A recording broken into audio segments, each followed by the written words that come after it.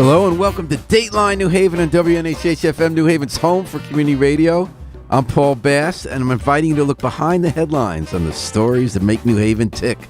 And we're going to welcome back to studio today one of the victors behind the scenes of Election Day 2022, Sarah Ganong, Executive Director of the Working Families Party. So nice to have you back in the WNHA studio, Sarah. So good to be here, and really excited to get to be described as one of the victors. So it was a good day last Tuesday, so happy to talk about it. And we didn't expect that. We were supposed to be you're supposed to be mopey today, right? Hangover. Yeah, I don't know if we're supposed to be mopey. Definitely tend to be optimistic. I think you have to work in politics. So you weren't one of the people like me who thought it was going to be a red wave. I was a little nervous, but definitely overjoyed. Feeling good this morning. And you're Bailiwicks, Connecticut, where people did expect a blue wave, except it was pretty bigger margins than people thought it was going to be, especially the governor's race. Your candidates all won pretty much statewide, and Johanna Hayes had the race for Congress in the 5th district, which was a nationally watched race. Razor thin. Anytime George Logan runs, it's razor thin. Yes. He's a good, very effective candidate, but it pulled out, and you guys had more in the margin of victory. So you guys are definitely proclaiming victory. Yeah, no, we're feeling good about that one. As you said, Representative Hayes, I think, won it by about 2,000 votes and got about 4,000 votes on the Working Families line and the cross endorsement. So certainly played a big role in that one, along with a lot of labor and progressive partners. And obviously, she always runs a strong campaign and is an amazing candidate too. So yeah, that one feels especially good. So just to remind everybody, you've been through a million times, Working Families Party is the third party in Connecticut, but except for one exception this year, it generally cross-endorses Democrats who support a labor-oriented, progressive-oriented agenda that's high on things like raising the minimum wage in the past and now looking at things like fair work week, meaning you don't go home at 10 from Starbucks and then find out you have to be back at 6 in the morning with no notice. And looking for raising taxes on the wealthy. Yep. And expanding health care.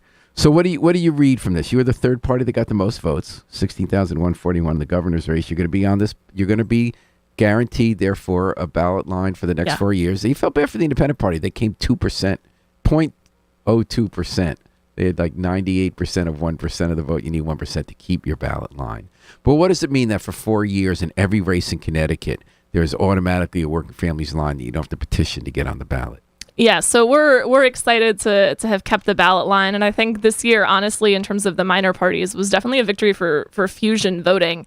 That's the ability, as you said, in Connecticut for minor parties and in New York and other states as well to cross-endorse candidates. We're obviously working in a two-party system, and I think unlike some of the other minor parties, and the Independent is certainly one of them this year, and the Greens and the Osgreeble Party as well, WFP really tries to use sort of two criteria in selecting our candidates. The first, obviously, is folks, like you said, who are aligned, labor-focused, worker-focused, people-focused, really want to make life better for working people and fighting against corporations and corporate interests. But the second thing we think about when endorsing candidates is actually people's viability, that we're uninterested in playing the spoiler. Certainly do not expect or experience that every candidate that we endorse really does win, but want to make sure that our candidates have a path to victory. And if they don't have a path to victory, that they're not spoiling an opportunity for someone who's maybe more aligned with us as well. That's your decision not to run a third-party candidate. Yes, There's exactly. no chance. But you almost never do, right? Exactly. But and I think sometimes. You've been one. Yes, for a strategic reason to get the ballot line here in New Haven, yes, in 2017. But generally speaking, and especially in a year that we knew was as important as this one, with the sort of rising right-wing authoritarianism in the Republican Party, even here in Connecticut, really wanted to make sure that the folks that we were electing were sort of the closest aligned to us as possible. I read an interesting analogy online the other day that I think really does play well, that thinking about elections as public transportation. You're at your house, you need to get to a destination, there's two buses, you get on the bus that gets you closer to your destination, even if it's not the bus that maybe takes you exactly to where you're trying to go. And I think a lot of times that's the way we like to think about elections. Yes, for me, the 246 rather than 243. Yeah, there you go. Precisely. We used to call them the B and the Cube. I'm still getting used to it. So, Sarah, you did have one candidate who was your own candidate in Bridgeport, State Senate candidate Julie Mar Ortiz. Used to be a reporter at the New Haven Register here. Oh, I didn't know that. That's awesome. Back in first year legislation. What happened with her, and why did you back her over a Democrat? So she was trying to run in the Democratic primary, was unable to pull that off successfully, and we decided to sort of stick with her through the general election. And obviously in Bridgeport, That is not a community or a place where we're particularly worried about Republicans jumping in if we're on the ballot there too. So pretty potential And low risk. did you high agree reward. more with her than with the the Democrat who was endorsed? Sorry, say again? Did you agree more with her Yes, than the yeah. Democrat? Who was Yeah. How did she do? She was not successful, unfortunately, but had a decent showing on the WFP line for the sort of the amount of resources that she was able to marshal for the campaign, and I think has a bright future ahead of her as well. And I know there's a small but mighty crew of folks in Bridgeport who are interested in continuing to build WFP. So what this means for the average person in Connecticut, we talked about how you have an agenda you've had in the past, and it's been passed largely. Like I Yes. think you also did paid leave and Sure. just in the minimum wage. And we talked about Fair Work Week, that kind of law where they have to give you some notice what hours you're going to be working, and raising taxes on the wealthy and expanding health care. Yeah. So you're hoping that now, how did you do with the legislature? Did it stay status quo? Did you increase the Democratic and working family support in the state legislature? Yeah, the numbers for the parties in terms of the major parties are about the same proportions, about the No same number. super majority, but majority in Yeah, both. the yeah, Democrat. and strong majorities in both. We're still waiting on a couple recounts as well to get the final numbers, but that'll be about the same. We did increase, I think, the sort of number of progressives in the legislature. Both caucuses definitely feel a little more, hopefully, working families aligned maybe than the last cycles were. And we're actually really excited. Is it actually more of your endorsed candidates winning or no? I haven't done all that math yet. I think probably about the same. We're going to have about the same number of state senators who are on the WFP line as Republicans. So I like to say we're a third and the Republicans are a third, and then obviously align with a lot of the Dems that were not on our ballot line as well. But yeah, definitely feeling good and excited about the wins in the legislature, and 100% of our endorsed incumbents up and down, cross-endorsed incumbents up and down the ballot, from the governor to obviously Representative Hayes and William Tong, the rest of the constitutionals in the legislature won. So How many was that? I want to say in the 40s to 50s.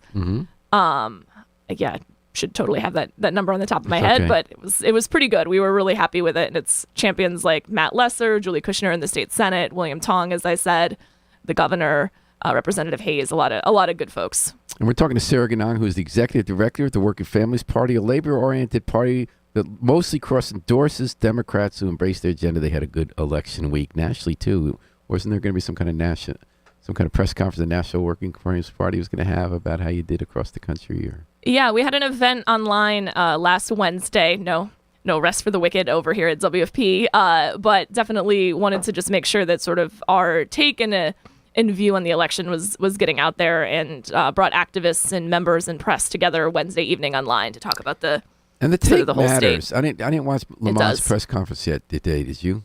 No, I haven't gotten a chance That's to what he yet. said. I watched his press conference last week after the election, and he took a very different lesson from the one progressives took from the election.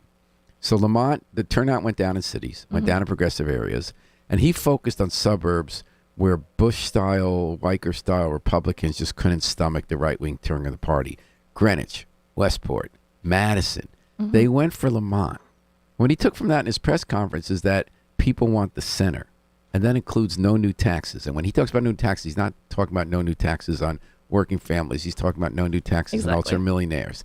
And for years, the progressive wing of the Democratic Party has wanted to raise marginal income tax rates from, 5.9 to 6 or 6.9 to 7 over incomes over $1 million, right? Yeah. 6.99 to 7.5, right? So I think Lamont was saying you're not getting there for the next 4 years. Yeah. Any thoughts on that? Is he wrong in his analysis? Is that's why they won? Because he got the middle, he got the moderate Republicans and independents who think that way to be for him on taxes? Yeah, I spent a lot of time this cycle out in various communities all over the state, knocking doors, talking to incredibly progressive voters, talking to sort of unaffiliated, maybe more independent voters, talking to some conservative voters as well, depending on the district. And definitely the sense that I got from a lot of those people is that folks were voting this election for Democratic policies and for the sort of big changes that were coming out of Washington, right? People were excited by student loan forgiveness and some of the big things that congressional Democrats did. Folks were excited about paid leave and minimum wage here in Connecticut. But folks were also voting against right-wing authoritarianism. Folks were voting against the idea of a national abortion ban. Folks were voting against Republicans saying they were going to slash Social Security, get rid of Medicare, two of the most popular things, frankly, we've ever done in this country. And I think it's a mistake to sort of take all of those election results and assume that that just means there's a mandate for no equitable taxation here in Connecticut. That's certainly not my take. That's not what I've experienced talking to voters on doors. So I understand how you can get there from the data. The way he but gets it is by looking at those towns that went over. You think those same towns in Greenwich, the hedge fund people would have voted for Lamont if their neighbor Lamont was saying, I'm open to raising tax rates on the wealthy? I think it's possible Greenwich and some of the wealthiest communities are a special case, but looking at some of the, for example, the Hartford suburbs that flipped, some of the New Haven suburbs, I think that's drawing a line that's a little further than the one I would draw. What's interesting to me sure. is messaging, because no new taxes, he's really adopting a Republican talking point. Then anytime Democrats talk about raising taxes on 1% or less than 1% of the population, it gets packaged as you're for tax hikes. And Lamont knew early on he was going to get hit by that, so he wouldn't be for any tax hikes, right? And they make the argument that it trickles down. I'm not sold on that argument, but how do you combat that? Yeah, it's definitely challenging. And I think, too, folks are forgetting as well that the governor signed and advocated for a lot of things that are incredibly popular. People really love paid leave. People love the minimum wage increases that we've seen. People love the sort of expansion of the child tax credit, a lot of different things that happened sort of before and during the pandemic and his handling of the pandemic. I think people really responded positively to that. And now that we're sort of hopefully moving out of these lockdowns into a world where COVID's a little safer, we have the chance to take some big political risks again and really respond to that. Because what would those risks be? I mean, we still have one of the most unequal states in the country in terms of where folks live, racial and educational disparities, sort of just the tax disparities that we've discussed. I think there's a lot of opportunities to do some exciting, cool things in this upcoming budget session. Are the three biggest things healthcare, Fair Week, and taxes? Yeah, I would say so. How do you want to expand healthcare? Any way that we can, to be honest. Obviously, the governor has had some public positions around things like a public option. So there'll be discussions around that again, I would imagine, this legislative session. We're interested in making sure that everybody, regardless of where they're from, their documentation status, is able to access healthcare in Connecticut, which is not true right now. And obviously, they've done some really popular making insulin more affordable and things. I think there's a lot to continue doing on prescription drug prices Sarah as Ganong, well. Executive Director of the Working Families Party, has a lot to feel good about in this campaign. And one campaign, this was a national story, was quality of candidates. I think people on both parties agree that Democrats, this doesn't always happen, Democrats had the good candidates. Yes. With some exceptions. And Republicans had the weak candidates, and that people who might otherwise vote Republicans just couldn't because of who the candidates were. How active you've talked about this in the past. How active were you in recruiting candidates? Yeah, so we did some candidate recruitment this year. Got the opportunity to work with a few folks that had already been running for office. For example, Martha Marks, who had run before in New London, Old Saybrook area for state senate, finally made it over the finish line this year, which we're really excited about. Had you recruited her in the past? We've worked with her before, yeah. But you weren't the ones who recruited her? No. But she's been somebody that's been really, really close to the party for a long time. And we've been sort of excited to be continuing to support her and really thrilled she got over the finish line. She's a visiting nurse, which is, I think, especially after state senate. Yeah. And especially after the last couple of years that we've had in healthcare, that's somebody that I'm really, really thrilled is going to be voting on that. Did you work with her when there were other Democrats vying too, and you were helping to get the candidate you wanted in the primary? What did you do? How did you work with her? So we were sort of involved in the kitchen cabinet stages, having meetings, helping with some of the strategic components, all those kinds of things during the time that she was running this year and last couple cycles as well. And what about was there anyone that you recruited personally, either this year or other years, who got over the finish line this year? Not this year that I can recall, but there was sort of, I think especially in sort of the situation where we have a lot of energy and excitement around Democrats and folks running for office. We've been really blessed and lucky in the state to have a lot of people who want to jump forward, put their names out, want to run. I do remember in the past you telling me about finding people and convincing them to run. Is that not something you did in the past? No, that is something that we've done. And are any of those people in office, Yeah, there's a few of them. for instance? So Josh Elliott, for example, was Right, recruited by right, of the course, Working of course, Families of Party. course, yeah. Joshua Hall was somebody that's run and been recruited. Yeah, and then there's candidates around in various One state reason people offices like me too. were panicking when we were doom scrolling in the New York Times app before the election was Steve Bannon got all these people in the country who were election denials and right-wing MAGA types to run for election board, or to run to take those jobs, or run for local election official jobs, or just very local offices where they could tamper with democracy. It was good that they didn't win as much as they thought. Yes. Are you sort of on the same wavelength as him on another, from the other political perspective, that it's hard to get, like, why was he successful in getting all these people to run? Is it easy to get people to run for very local offices if they're progressive? Yeah. To convince a nurse like Martha Marks to run? I think in our experience, folks are able to be convinced to run for office and want to run for office for things that they're already doing and working on them that matter. For example, I think it can be easier to talk to a parent on the Parent Teachers Association about running for school board because it's somebody that's already spending a lot of their time in their child's classroom, going to PTA meetings, talking about things that doesn't maybe feel like is as big of a leap And the to Republicans try to feel get that way to people. too. Their Attorney General, candidate Cordes, told me, and she was a nice woman, but she comes from, the other political perspective. She says she got involved in fighting the COVID lockdowns in her kid's school, felt so strongly about it. That's why she ran for Attorney General. Wow, I hadn't heard that. Yeah, but I think that's the path a lot of people take, and I think especially because we are interested in running activists, we're interested in running folks that are maybe not the sort of what you'd think about as the traditional molds, Like quote George unquote. Cabrera coming out of the food and commercial Yes, workers. exactly. Yeah, people that are maybe not of the traditional molds of running for office might need a little bit more push to think that, oh, I don't have to be a 3-degree lawyer to be able to be somebody that can sit in the legislature, that my own life experience matters enough to be able to make those decisions. That's the kind of conversations we want to be having with people. Can you walk me through a little more specifically the steps of what you did this year? Sure. Like, what was Sarah up to? I know that you had candidates you recruit in the past. You really worked closely on their campaigns. You helped them figure out how to run.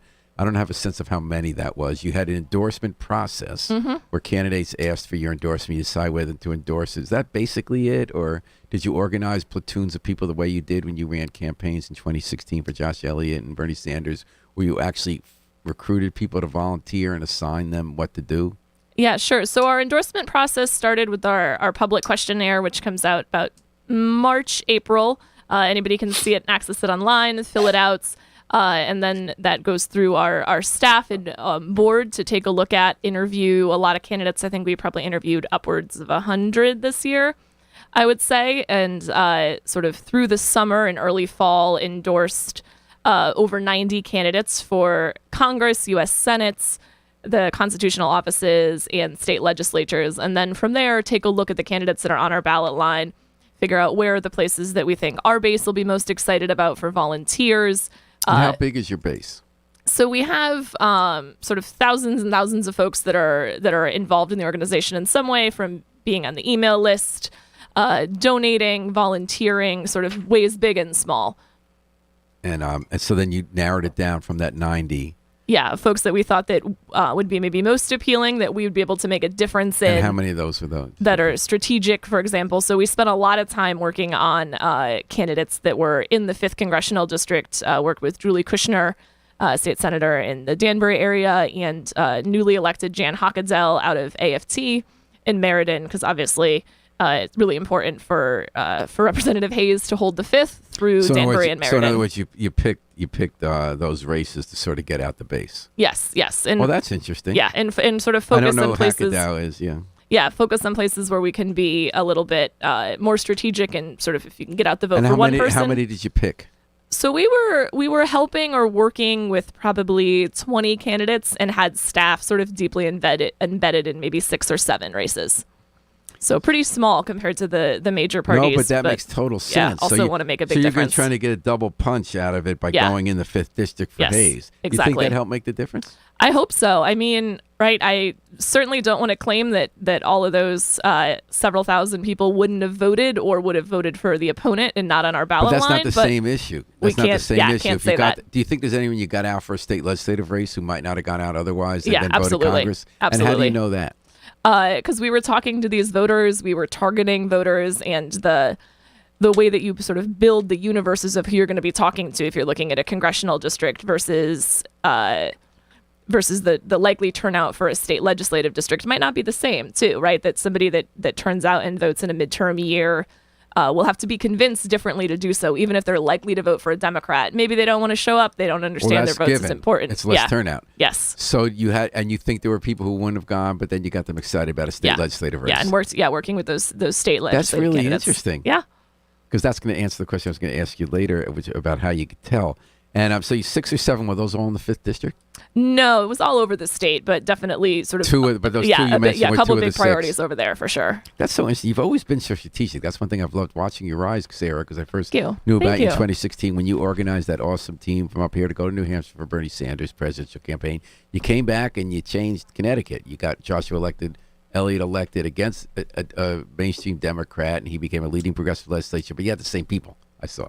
Right, the same people went up in New Hampshire, decided to make a difference in local races, and you seem to get an education each year on how to actually do the nuts and bolts of campaigning, right? Which is really interesting. So when your staff people went, did you actually do voter ID lists? Did you do the door knocking? Did you do phone banking? What'd you do? Yes, all of the above. In the 5th, we had also as well a Vote Row E campaign going online. Obviously, we mentioned the other parties, the Independents and the Greens and the Oz Agreeable Party were unable to get the votes that they needed for keeping their ballot lines for the governor's office and various others. We actually came pretty close in 2018 to losing our 1% on the governor's line, and that blue wave. A lot of people voted for Governor Lamont as a Democrat. You had it before that, so why did you have to run for mayor in New Haven in 2017? Oh, it was 2015. No, it's different in the state legislative versus the even and odd years. Oh, in other words, if that government thing doesn't get you a municipal line? It does not, no. So you no longer have a New Haven municipal line? No, we do. You have to get 1% each time? Yes. Oh, yes. So you endorsed Tony Harp last time. Yeah. But that became problematic for you because when your candidate lost the primary for mayor in 2019, even though one could argue Tony Harp was more progressive than Justin Elicker. Elicker won the primary. So Tony Harp kept the line in the general, and Labor went with Elicker. Yes. But the Labor-related Working Families Party stuck with Harp, but you didn't really throw the resources in. Yeah, and we have the ballot line still, and we always say, right, we're working as a minor party in a system created and designed by the major parties. So I know. Some of these kind of confusing laws we're talking about definitely come into play there. But yeah, so we're excited to have kept the ballot line, and going back to your question, we put a lot of resources actually on the ground, on digital media, calling, texting, to not only get for folks to vote for our candidates, to vote for Senator Blumenthal, Rep. Hayes, the governor and lieutenant governor, but to actually do so on Row E, on the Working Families line, although we'll be moving up the ballot, thankfully, this coming cycle. But Row E is going to be what, Row C? Not sure if it's going to be Row C or D yet. It's going to depend on if the independents kind of pull it out. They're like 0.03% away, so it's very possible. Oh, they still can. It's possible that. And why did they go before you? Because the I comes before W? No, because in 2018 they had more votes cross-endorsed for Bob Stefanowski than we did. But you had more this year, no matter what. Yes, but it's based on the last cycle. Wait, so 2023 is going to be based on 2017? No, so it's possible because getting very into the weeds here, Paul. Yeah, this is really interesting. But because the independents had like 1.9 for the treasurer, that's relevant as well. Oh, they factor in more than governor. Yeah. So it's the governor one that determines whether you're on the ballot. Yes. But order is determined by something we more believe complicated. So, yes. That's so interesting. It's very confusing. And it's also, very Secretary of State, they had someone who was their own candidate, Jennings, who got over 2%. Mm-hmm. That's so interesting, Sarah Ganong. And we're talking to Sarah about the Working Families Party and a good year for progressive Democrats at the polls in Connecticut. Very good year. Here on Dateline New Haven, WNHH-FM. Not the conversation that a little more than a week ago we thought we were going to be having, at least I didn't. It sounds like Sarah's a much more positive thinker, which my wife kept pointing out, positive thinking is not less accurate than catastrophic thinking. It's true. It's usually somewhere in the middle.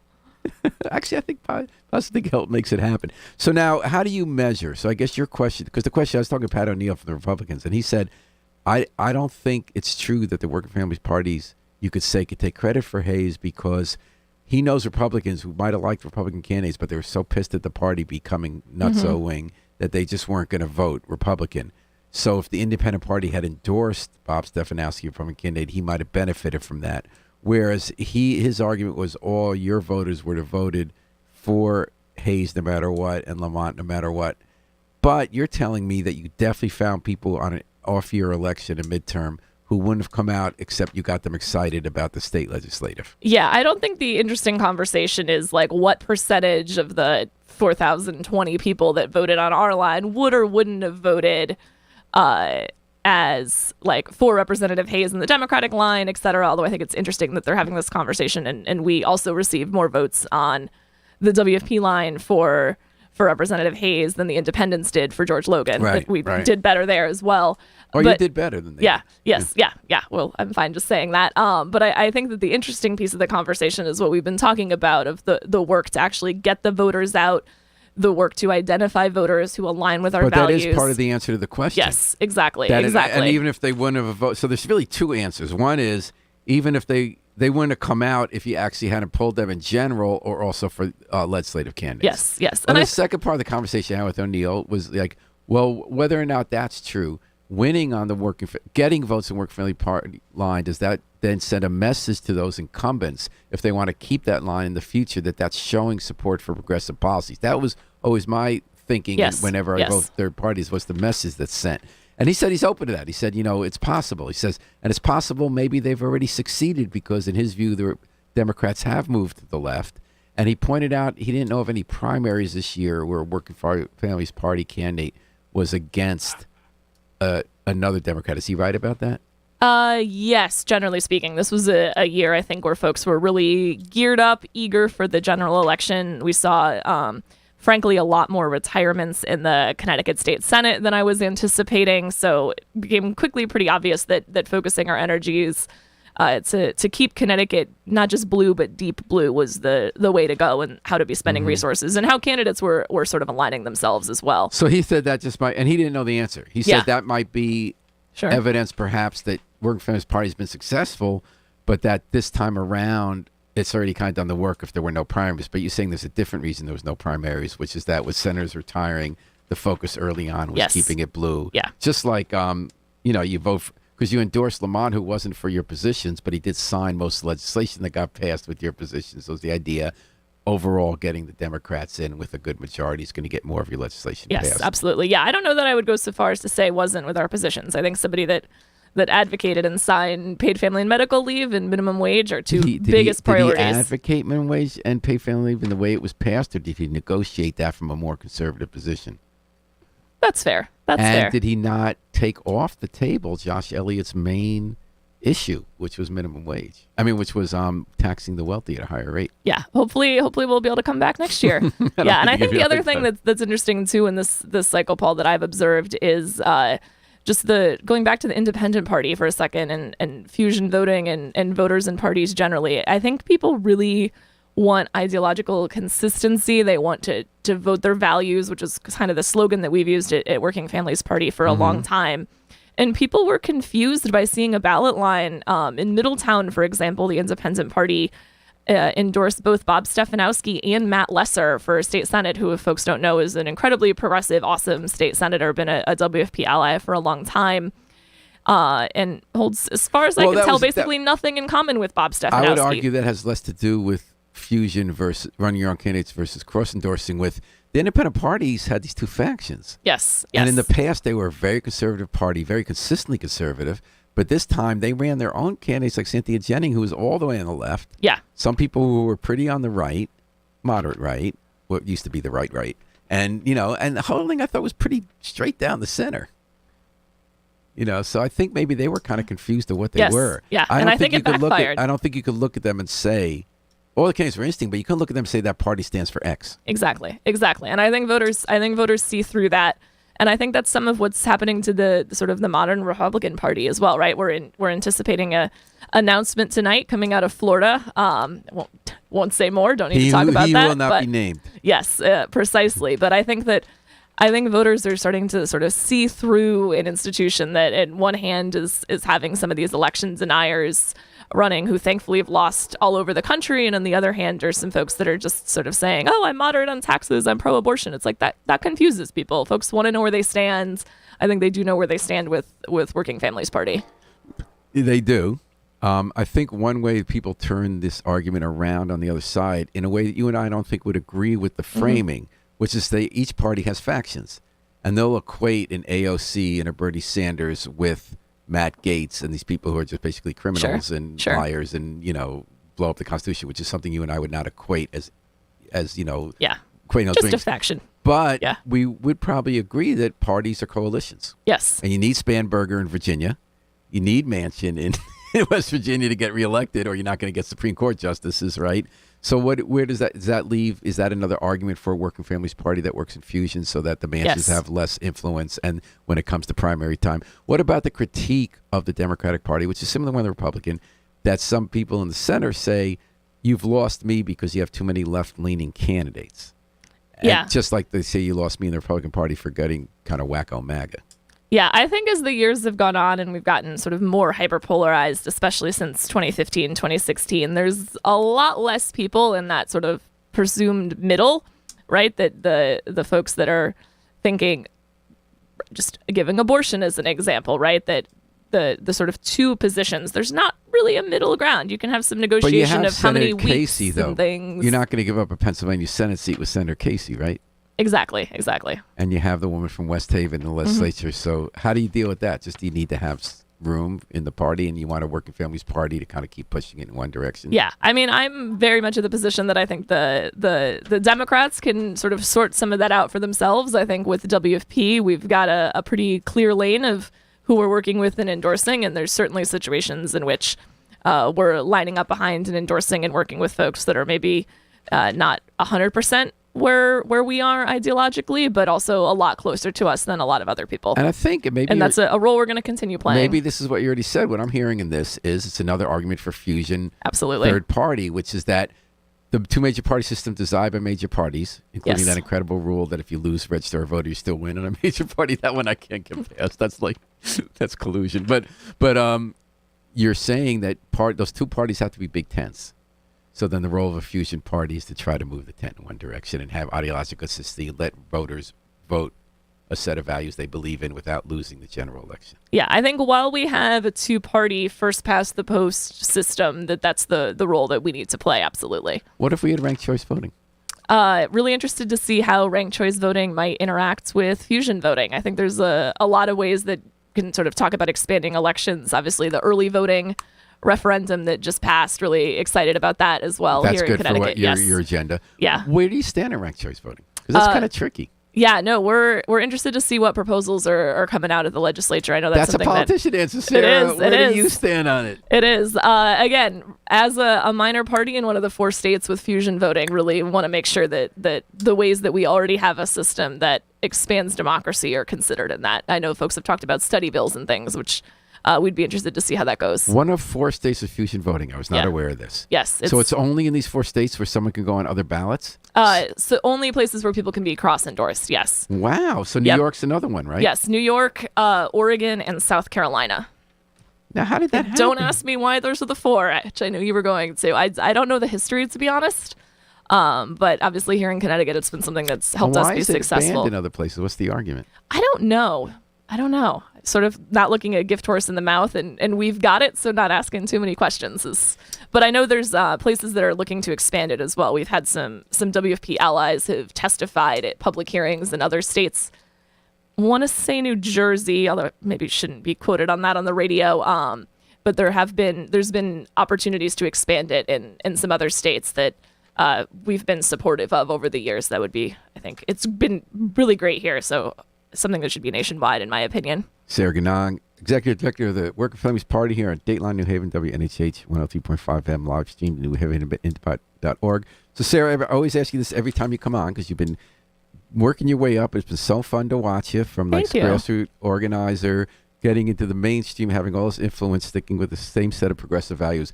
What's something you learned that you didn't know in 2016 in this year's election or in the last 2 elections? Oh, that's a great question. Oh, I should have an answer for no, this, that's Paul. okay. It's okay.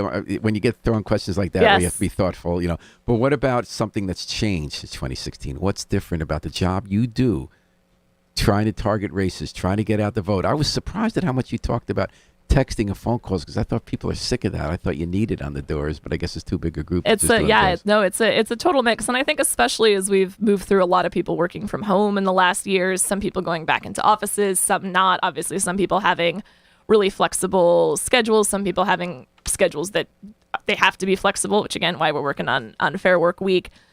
People even younger than me, I know most of my friends don't answer strange phone calls, but they'll respond to a text. People living in apartments, so yeah, really trying to combine lots of different pieces. How old are you, sir? I'm 31. All right. So anything else you think that's different from running a campaign when you originally did it? Like what you usually did, you found progressive people who had energy, I think kind of young, and willing to just go to New Hampshire or go throw down for Josh Elliott and hit the doors. Is that still basically the same idea? I would say not the age piece so much. I think it's people that was a group of folks it was a friend group and all able to arrange their lives but there to be was able to do something in the that. race about Bernie. He was the old guy, but it was people much younger He definitely than me attracted a lot of young folks who for sure. believed that older people like me just thought you're called socialist. You can't win anything. And we were just so wrong. And I remember talking to people much younger than I am who just hadn't been jaded by their own experience. Yeah. And saw a possibility. What's next? So headed into legislative session, obviously, is one of the big things, January 4th. So spending the rest of rapidly ending November and December getting ready for that and coming back right after the new year with the exciting new legislative priorities, the budget session, and ready to go. And then, but first is Georgia. Working Families Party is pretty active in the Senate runoff with John Fetterman and Herschel Walker. So what are you guys doing for that? We talked a little bit before we went on the air. I think you said, is anyone going down to Georgia? Yeah, so obviously we're going to be supporting Reverend Warnock down there again. Oh, we're not Fetterman, Warnock. Sorry. Yes. There's a lot of great candidates around the country. Warnock's a great candidate. Yes. Georgia's always in play, I think, because he's such a good candidate. Yeah. Yeah, so we'll, following the lead of obviously folks on the ground down there, if they're putting out a call for bodies and people, we'll probably send some staff and volunteers down potentially. Work? When someone from Connecticut knocks on a Georgia door, does that help? So I personally haven't gone, and again, want to follow the lead of the organizers down there. And there's also a lot of things that can be done to support in person that might not be necessarily knocking doors too. Well, maybe someone else needs, goes out from the neighborhood, somebody else is getting the coffee or crunching the numbers or printing out the list of prime organizing voters. Materials, doing logistics. If somebody has a what we call a driving turf and the doors are too far apart, they need a driver. There's lots of roles that people can play that can be supportive. That must be fun to go down there for something like that. Yeah, I've never done that specific trip. And I hear does similar things. Yeah. What about you said you might have people in Hartford making phone calls. Yes. Does that help? Yes, absolutely. Yeah, folks doing the texting and the phone calls. And again, this is all following the lead of our colleagues and friends down there. And if we had a race like that here in Connecticut, they would follow our lead as well. So I want to make sure we're listening to the people sort of closest to the races. But yeah, if we're called on to do those things, I know a lot of our volunteers want to. Folks are already sending resources and money and time. So want to be helping to organize our people to do that too. Because I think folks see the difference between 50 folks and 51 votes in the Senate. So we're hoping to get there. So Sarah, you're executive director, your paid staff. Do you have a state chair or are you both? So we have a board with actually 3 co-chairs as well. I'm trying to figure out if you're the new power broker. Do you It feel wouldn't like go you're a that power broker? wouldn't go that far, Paul, but definitely a lot of great folks in our coalition and really proud to be one of the voices of Working Families Party for sure. All right, I'm proud to have you on Dateline New Haven. I love when you make time. You were from New Haven, now you're in Hartford. You came down. I really appreciate you made the drive. Of course, happy to do it. Not too bad. Thanks for having me. Sarah Ganong, good work. I'm going to be fun. I hope you come back in another year or two and tell you the next thing you're up to. Anytime. Thanks. And Harry Drost, thanks for working the controls, putting us on so many platforms. We now qualify for the multiverse. And we're going to take it out with the Afro-Semitic Experience performing I Wish I Knew How It Would Feel to Be Free from their CD, A Plea for Peace. This is Paul Bass inviting you to fly free with us all day and all night at WNHH New Haven's home for community radio.